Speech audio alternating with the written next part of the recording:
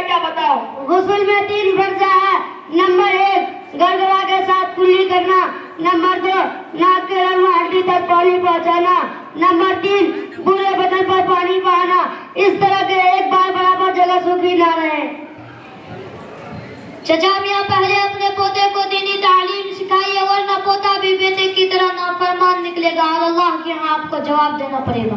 आप ठीक कह रहे हैं, कोई मदरसा बता दो जहाँ पर अपने पोते का एडमिशन करा दूं। क्या दारुल उलूम मुईनुल इस्लाम नहीं जानते? हाँ जानता हूँ वही साहब।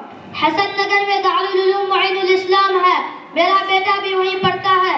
सभी असातिज़ा इकराम बच्चों को अच्छी तालीम देते हैं और इस्लामी तरबियत भी करते हैं।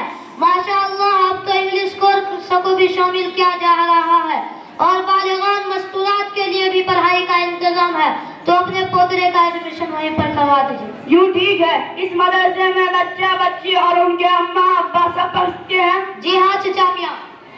ठीक है सर, हम सबसे पहले दारुल इस्लाम जातू अपने पोते का एडमिशन कराता हूँ।